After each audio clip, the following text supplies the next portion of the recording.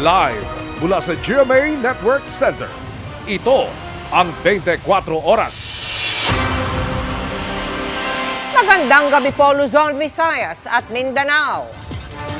Tapang bakal lang ang inakalang laman, pero meron palang bilyong-bilyong piso ng hinihinalang shabu. Nabisto po yan sa Manila International Container Port sa kabila ng inihalong tapa para sana hindi maamoy ng mga canine o aso. Muntik din itong lumusot sa mga x-ray dahil sa kakaibang diskarte ng pagbalot dito. Kung paano nagkabistuhan, alamin sa aking pagtutok. Ganito karami ang nasabat na shabu sa Manila International Container Port o MICP nang ilatag kanina para ipresenta sa media. Galing Mexico ang nasa 323 kilos ng shabu.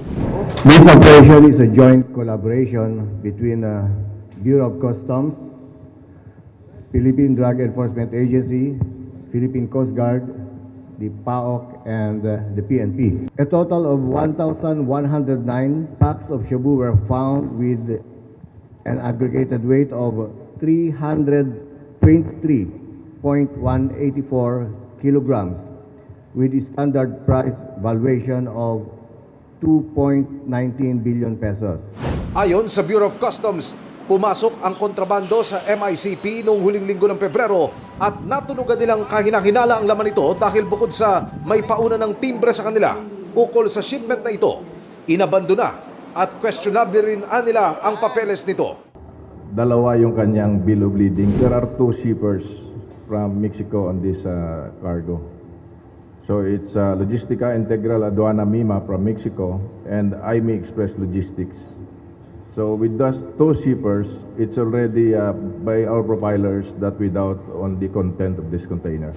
Ayon sa PNP Drug Enforcement Group at PIDEA, inihalo ang shabu shipment sa beef jerky o tinapang karne ng baka para hindi ito basta maamoy ng K9.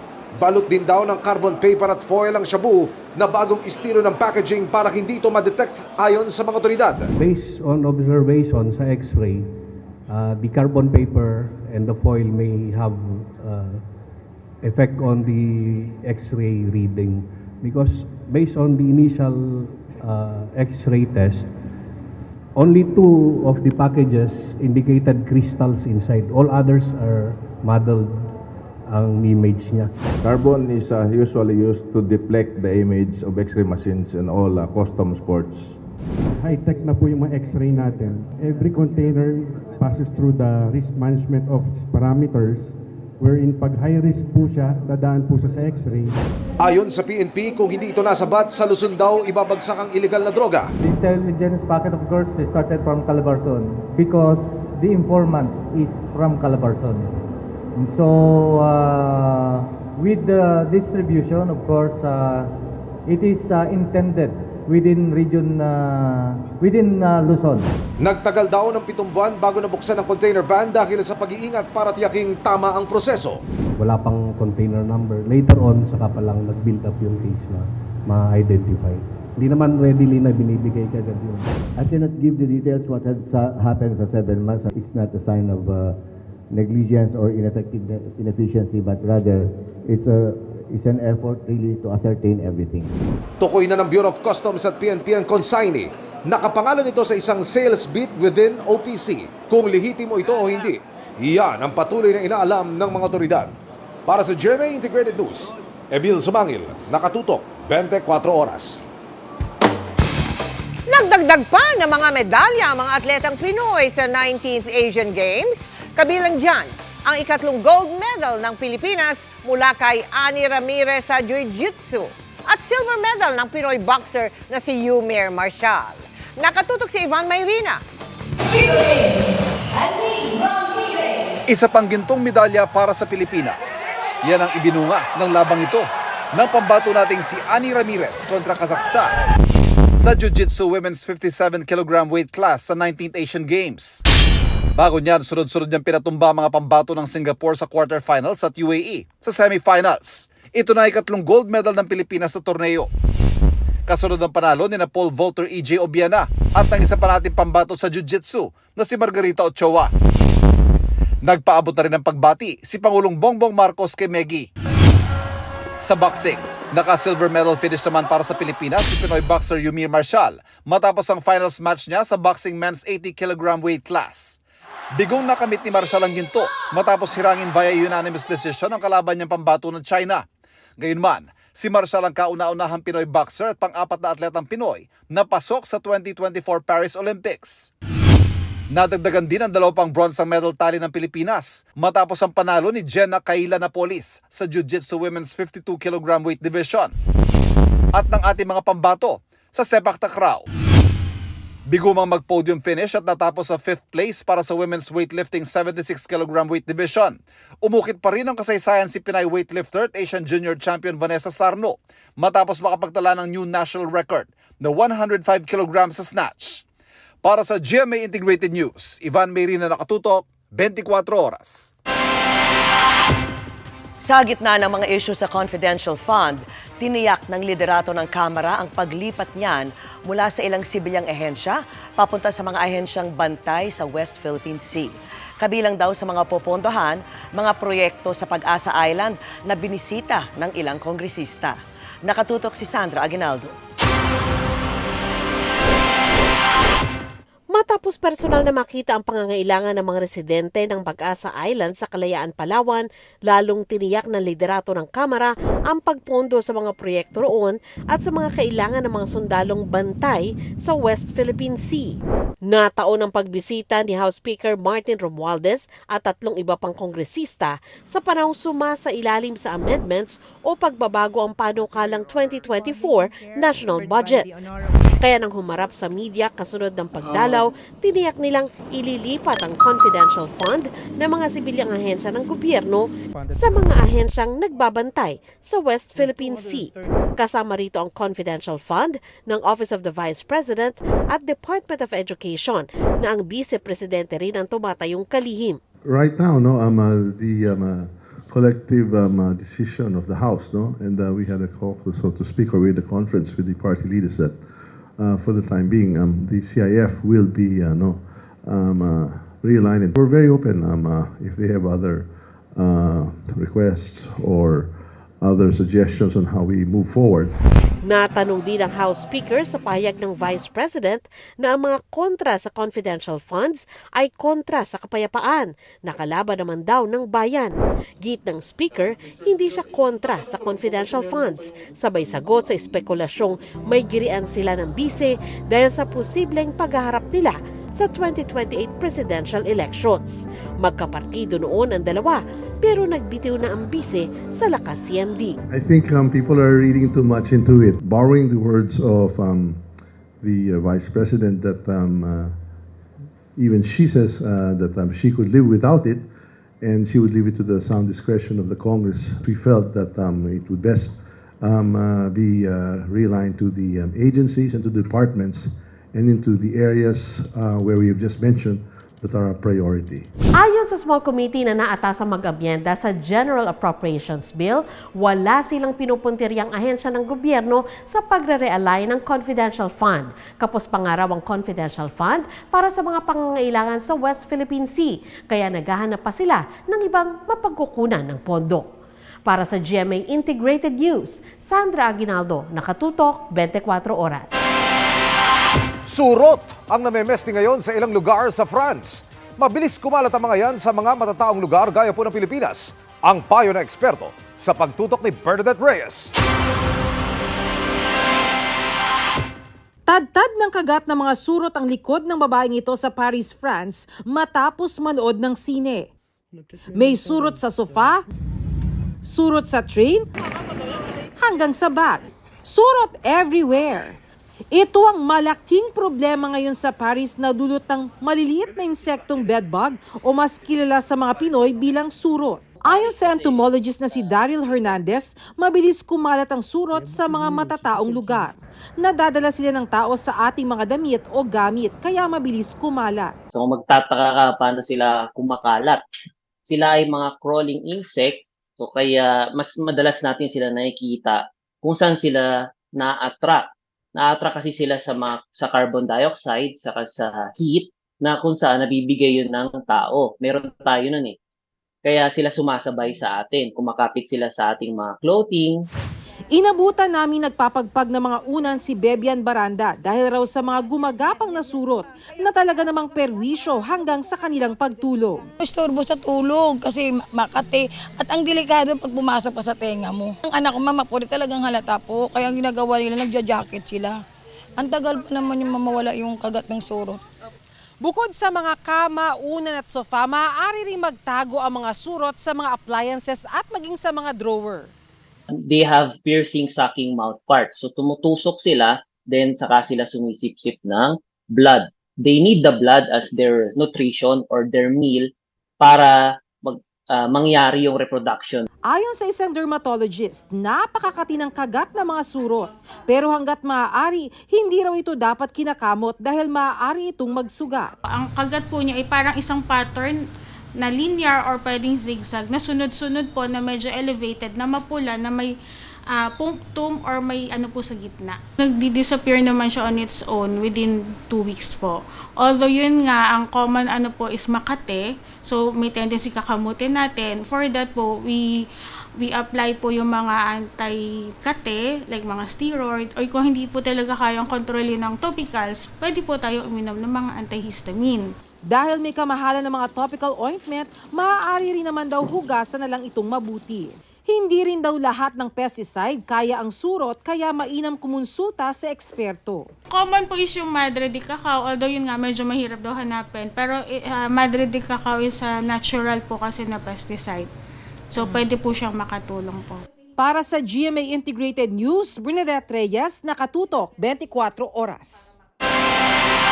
Binigyan ng mainit na pagsalubong si world's number 2 pole vaulter at Asian Games gold medalist EJ Obiena ng kanyang high school alma mater na Chiang Kai-shek College. Nakatutok si JP Soriano. Asian Games gold medalist, our alumnus, let us all welcome Ernest John Obiena. Homecoming fit for a hero ang isinalubong ng Chiang Kai-shek College kay world's number 2 pole vaulter at Asian Games gold medalist EJ Obiena. Bukod sa mga yan, proud ang high school alma mater ni EJ dahil sasabak siya sa anyay biggest championship niya sa 2024 Paris Olympics. Nothing's certain. I'm gonna keep knocking on the door. I don't go into competitions to take silver. That's how I am. That's how I compete. Inalala rin ni EJ ang mga tumatakbo raw sa kanyang isipan habang tumutugtog ang ating pambansang awit nang sabitan siya ng Asian Games gold medal. Trying to live that moment and feel like and understand what it took for me to be here, what the struggle to accomplish the things that I've said last year, be able to keep my word. Sa gitna ng sunod-sunod na official pictorial at shoot sa kanyang homecoming, nagpaunlak pa rin siya sa mga estudyante at naging guro niya na gustong makipag-selfie. Naalala niya tuloy ang buhay estudyante niya sa Chiang Kai-shek. I used to commute from our Papa station, ride the jeep. It kind of brings back a nostalgic memory. Before EJ, walang pole vaulter. Si EJ talaga ang nagbigay ng interest. Kaya nagtatayo na ang paaralan ng world-class track and field at pole vaulting facility na magagamit din ng ibang pwedeng maging future national athletes. Nag-ambagan din ang board members at alumni association ng Chiang Kai-shek para sa 10 milyong pisong financial assistance para sa paghahanda ni EJ sa next Olympics. Felt like I failed the Filipino people in 2021. I decided I'm going to go another 4-year cycle. The commitment that I have, the promise that I have to the Filipino people is until 2024. Bago yan, nakatakda siyang mag-training sa iba't ibang pasilidad sa Europa at lumaban sa ilang international pole vaulting competitions. Para sa GMA Integrated News, JP Soriano, nakatutok 24 oras. Hinigpitan po ang seguridad sa mga paliparan sa bansa kasunod ng umunoy bomb threat. May epekto kaya ito sa flights? Hingi po tayo ng update sa live na pagtutok ni Chino Gaston. Chino. Vicky, normal ang lagay ng seguridad dito sa NAIA Terminal 3 at maging sa iba pang mga passenger terminals sa kabila ng umunoy banta laban dito at iba pang mga paliparan sa bansa. Mahigpit na seguridad ang ipinatutupad sa NAIA Terminal 1, 2 at 3 Bunsod ito ng isang email message na natanggap ng hepe ng Air Traffic Service ng Civil Aviation Authority of the Philippines. Nagbabala na may sasabog umanong eroplano sa Ninoy Aquino International Airport at mga paliparan sa Cebu, Palawan, Bicol at Davao. Bagamat walang nakikitang basehan ng kaap sa banta, hindi raw ito pwedeng baliwalain. Kaya inalerto ng kaap ang lahat ng mga airport manager sa bansa at ipinag-utos ang mas maigting na pag-iinspeksyon sa mga papasok na mga sasakyan at maging mga pasahero sa mga paliparan. Hindi namin pwedeng baliwalain yung mga ganyan na nag-iistorbo sa ating mga operations. We always take this seriously. Rest assured that we are 24/7 na on alert sa mga airports namin. We are being augmented by PNP ABSE Group. The part ng Intel at the same time sa part ng sa technical, especially para matrace natin kung saan nanggagaling itong na ito. Dito sa NAIA, nagdagdag din ng mga foot patrols, K9 units para magpatrolya sa palibot ng NAIA. Nagdagdag din ng tauhan ng PNP. Pero walang ibang dagdag sa screening ng mga bagahe at katauhan ng mga pasahero sa pre-departure areas. Sa pahayag ng Manila International Airport Authority, wala raw inaasang pagbabago sa mga schedule ng flights dahil sa paghihigpit. Bago nito, isang bomb threat sa Bicol ang naging dahilan sa pagtigil ng isang eroplano at pagbaba ng mga bagahe sa runway dahil sa nakitang bomb note umano sa palikuran ng eroplano. Pero sa pag-iimbestiga, wala namang nakitang bomba.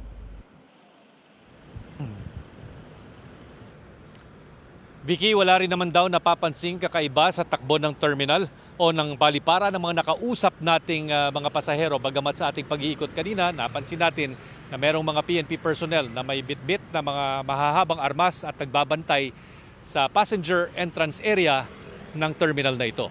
Vicky. Maraming salamat sa iyo, Chino Gaston. Hiniling ni Vice President Sara Duterte na maimbestigahan ang isang viral video kung saan nabanggit siya bilang dahilan ng pagsasara ng Commonwealth Avenue. Itinanggi niya ring dumaan siya roon kaya umaksyon na ang Quezon City Police. Nakatutok si Ian Cruz. Sa video na ito na kumalat online kahapon, nakaharang sa westbound lane ng Commonwealth Avenue ang mobile car ng QCPD. Ano po reason? Sino po ito? Sino? VP. Saglit lang po. VP Sara? So sinara niyo yung Commonwealth para dumaan si VP Sara? Dadaan lang po. Dadaan lang. Kukross lang po. Wow! Kukross lang po siya. Saglit lang po. Kukross si VP Sara, sinara niyo yung Commonwealth. Ang lalaking kausap ng pulis, sinabi pa ang nakuhang impormasyon sa mga nakahintong motorista. Si VP Sara, tatawid! Kaya tumigil muna tayo!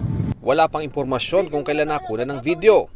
Pero sabi ng Office of the Vice President sa isang pahayag kahapon na walang kinalaman si Vice President Sara Duterte sa insidente sa kumalat na video. Sumulat ang Vice Presidente kay QCPD Director Brigadier General Redrico Maranan kaugnay sa viral video. Iginiit ng Vice na hindi siya kailanman nag-request ng assistance sa QCPD para ihinto ang trapiko sa Commonwealth Avenue para sa kanyang convoy. Hindi lang daw nakakalito ang mga sinasabi sa video, kundi maling-mali talaga.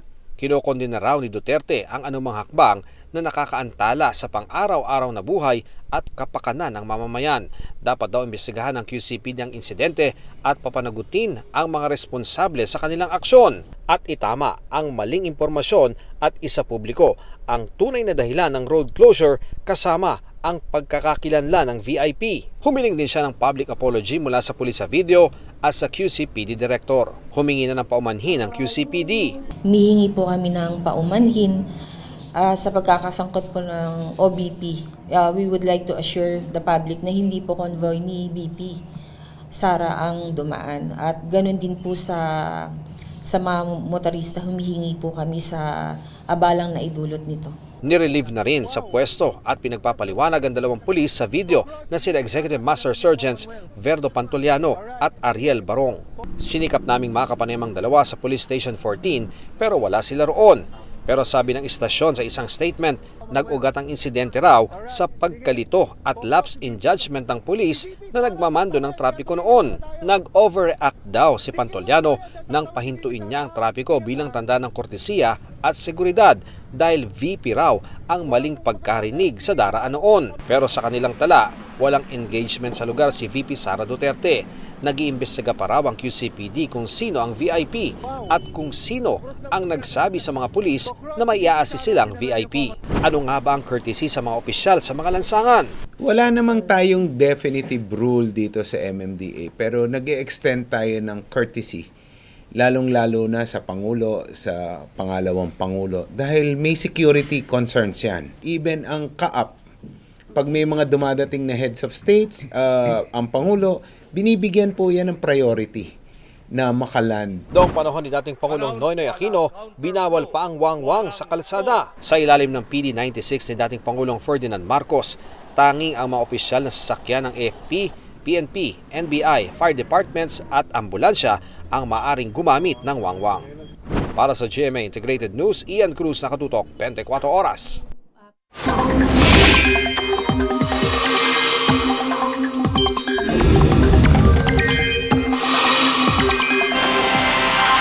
Mga kapuso, maghahatid ng lagay ng panahon ngayong gabi, isa sa mga weather presenter ng GMA Integrated News Weather Center. Walang iba kundi si Amor La Rosa. Magandang gabi sa iyo, Amor. Maraming salamat, Ms. Mel. Mga kapuso, kasabay ng lalo pang paglayo ng Typhoon Koinu o yung dating bagyong Jenny ang unti-unti namang paglapit ng low pressure area na posibleng pumasok sa Philippine Area of Responsibility ngayong weekend. Huling namataan ng Pag-asa ang nasabing low pressure area sa laing 1,560 kilometers silangan ng Eastern Visayas. Ngayong Sabado o Linggo na po yan inaasahang papasok sa PAR. At ayon sa Pag-asa, sa ngayon ay mababa pa ang tsansa nitong maging bagyo pero posible pa po itong magbago kaya patuloy na tumutok sa updates.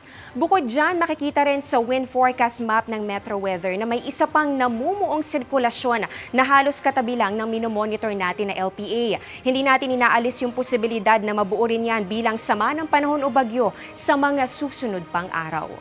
Patuloy pong umantabay, lalo tayong sa Pag-asa, merong 2 o 3 bagyo na posibleng mabuo o pumasok dito sa loob ng Philippine Area of Responsibility ngayong October.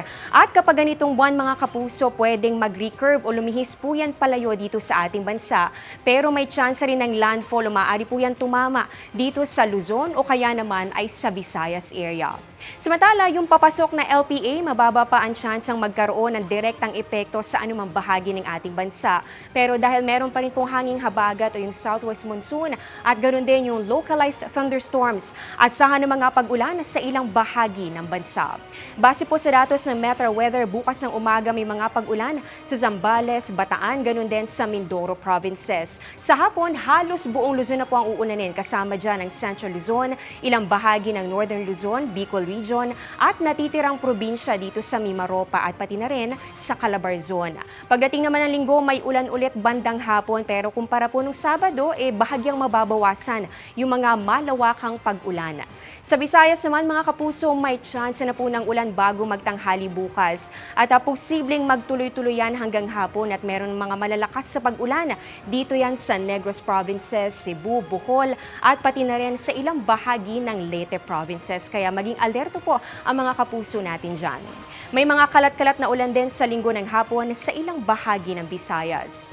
Samantala, sa hapon din inaasahan ng mga pag-ulan sa halos buong Mindanao. Yung mga nakikita po ninyo na nagkukulay orange at kulay red dito sa ating mapa. Ibig sabihin po niyan, yan po yung mga malalakas na pag-ulan o heavy to intense rains na posibleng magdulot ng mga pagbaha o pagguho ng lupa. Kaya maging alerto po at syempre makipag-ugnayan po si LGU kung kailangan po ninyong lumikas sakaling magtuloy-tuloy ang matitinding buhos ng ulan. Ganito rin ang posibleng maranasan pagsapit ng linggo kaya sa mga kapuso natin, doble ingat pa rin. Dito naman sa Metro Manila, naku, mataas din po ang tsansa ng ulan, lalo na po yan pagsapit ng hapon o gabi. Kaya kung maglalaba ngayong weekend, mas maganda kung maaga nyo po yan gagawin. At syempre, bantayan na rin pong maigi ang mga sinampay. At yan ang latest sa lagay ng panahon. Ako si Amor La Rosa. Ito ang GMA Integrated News Weather Center. Maasahan anuman ang panahon. Ang all year round na lamig sa Baguio, lalong Paskong Pasko, 80 days before Christmas, may dagdag atraksyon kasing may Christmas feels na pwedeng bisitahin. Alamin na natin sa live na pagtutok ni Claire Lacanilaw ng GMA Regional 1 North Central Luzon. Claire? Mel, 80 days before Christmas, ngunit ramdam na ang diwa ng Kapaskuhan sa isang Christmas village na perfect pasyalan ng mga chikiting at young at hearts. Christmas is in the air na nga dito sa City of Pines ngayong bukas na sa publiko ang isang Christmas village dito sa isang hotel sa Baguio City. Pasyalan ang Christmas village na carnival theme-inspired na may iba't ibang makukulay na Christmas display. Talagang mapapawaw ka sa mga makukulay at nagniningning na mga pailaw ng iba't ibang Christmas display tulad ng tunnel, carousel at circus. Meron pang pa-snow para sa mga bisita. Bukod sa artificial snow, main attraction din ng Christmas Village ang Nativity Procession. Bagamat soft opening pa lang, pwedeng-pwede na itong ma-enjoy ng mga kids at mga young at heart.